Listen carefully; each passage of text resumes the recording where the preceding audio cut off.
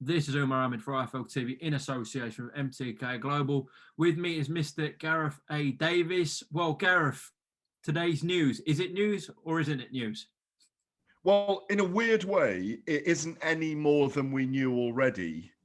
But the confidence of Eddie Hearn coming out and announcing it means that I would suspect that both contracts for the fight itself, for the two fights, have been signed and that they've agreed the splits, which we knew last summer. 50-50 for the first fight, 60-40 vis-a-vis the winner and the loser for the second contest. Correct. Yeah, we learnt that last summer, as you said. So we know the majority of the money for this fight will be put up by a territory, a site fee. That hasn't been put forward yet. So essentially, either fighter can walk away from this fight if they're not happy with the site fee. Is that correct? Yeah, and the date, of course, because if it's signed for late August, Tyson Fury's already on record. He's probably told you, he's certainly told me that he doesn't want to be out for too long and he wants to fight twice this year. So the site fees, the money side of it, and the venue are really important. The date of the contest is really important. And my understanding is there's 30 days to get this agreed now.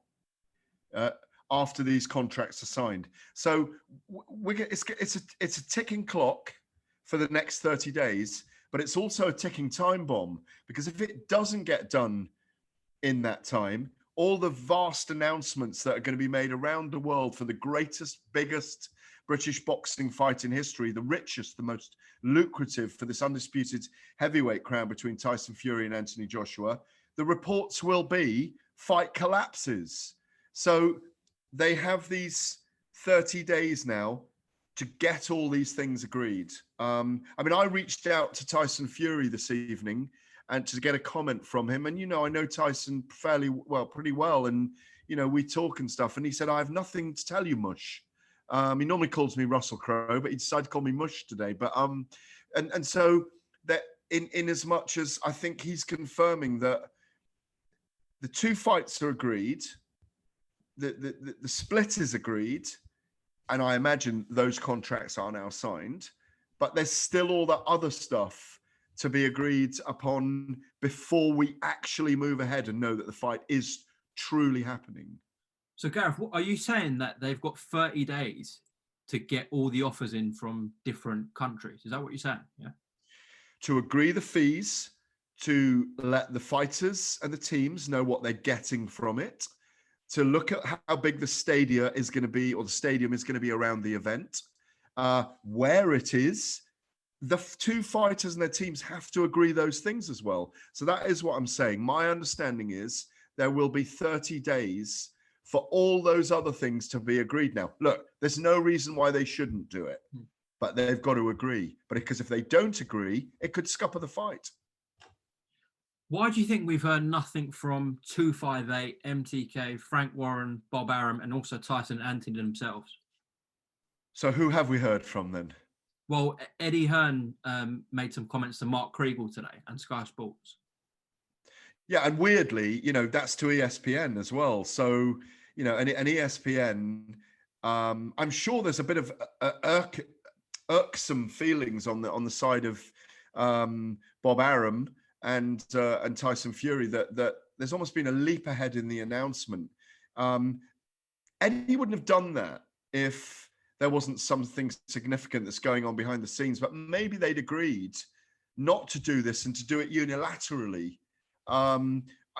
Maybe couldn't help himself, or maybe he revealed it when he was in America last week. So I think he's stolen a march. I'm not saying he's done the wrong thing, because it might work out as having done the right thing to get this process accelerated, to get the excitement generated in the global media, which it has done today. It went off like a bombshell this afternoon, 3-4 o'clock, didn't it? It was suddenly massive news. I mean, I'm talking to you in the evening now on Monday, and I haven't stopped since that time. It's just endless. People wanting to know where it is, when it is, and you can't tell them. So, Eddie's probably taken a gamble and saying, I'm going to put it out there. and maybe it'll hasten that process now and it'll get the guys speaking again. I mean, I hope the fight, and I don't think the fight will fall through. But there's still water to pass under the bridge before we're all booking our seats on the planes, which I imagine will be somewhere in the Arabian desert, Definitely. Well, we're all trying to get hold of Bob Arum, but he's in Mexico at the moment on holiday. He comes back to the States. He's in Cabo. He's not commenting tonight, I've heard. I have tried myself to get hold of him. He is genuinely on holiday. He is in Cabo. If there's anyone in Cabo who watches this, if you can track him down, I haven't got Bob's address. But, we know what Bob's like. Once he's out of his little holiday, he will come back and let us know what's going on. But there will be tenterhooks now as the days count down to getting this fight finally agreed over these little details we're on about. From what you spoke to Tyson about as well, I don't know how long you spoke to him about. Do you see any issues on his side? I know he's talked about inactivity, been out the ring for so long. Do you see any other issues? Well, I mean, I spoke to him about that a few weeks ago. I mean, I didn't speak to him today. We just texted. No, I don't see any issues. And I spoke to Ben Davison about this as well, that Tyson is so active in the gym and hasn't been having a holiday, all that stuff about drinking 12 pints and that's bunkum as far as I'm concerned. You can tell from him. And people were trying to read things into his body fat then when he ran into the sea the other day in Morecambe and pulling those photos up. He always carries, a little bit around the tum area, doesn't he? He's a big man. But, he still looks to be about 19 and a half, 20 stone to me. He's got a 12-week camp to go through yet. So that some of that's going to come off anyway. But no, I just think that there's Fury is definitely frustrated by the fact that the fight hasn't been signed. Those things haven't been signed already, but these things take a long time. Solicitors, lawyers, advocates of these things do take a long time to get through these processes. And I hope, when you hear Tyson say things like, it's starting to make me depressed, that worries me a little bit for him. But I think he's all right. I mean, I spoke to members of his camp as well, members of his team, to make sure he's okay. And they say, no, he's just joking around with those interviews last week.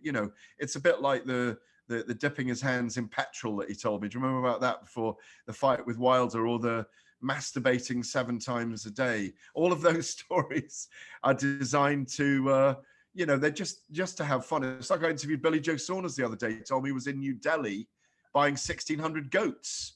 I nearly wrote the story. Did he tell you about his ruptured scrotum? Well, I saw that on the apron that he was wearing. No, he didn't tell me about his ruptured scrotum. Although I am going out to see Billy Joe this week, so heading out to the Canarias. Yeah, safe trip to Fuerteventura there, Gareth. And I'm sure we're going to have a catch up soon. But appreciate your time. Just a quick one today. Who's going to win it? Who's going to win it when it does get signed? When what? Fury and Joshua. Gareth Davies, thank you very much for talking to IFL TV, and I'll speak to you soon. Well, you can answer that if you want. I will. So you don't want to answer.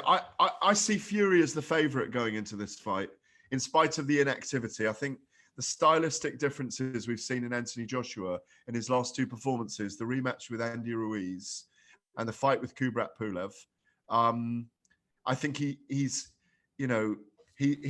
got a much higher guard now. He wants to box behind the jab in a safer way. I don't think that's the way he should be fighting Fury. I think if he does defeat Tyson Fury, I think it'll be in the first 6 or 7 rounds. I don't think it'll be late in the fight, because I think if Fury's established a rhythm by then, I think he'll get more and more comfortable as the fight goes on, in my view. Because if it goes 12 rounds, I think Fury will win comfortably on points, and I think he will win comfortably on points. Okay, well, hopefully we find out if that is true this summer. Gareth, appreciate your time. As I said, safe flight to Fuerteventura, okay? Thanks a lot, bud. Always a pleasure.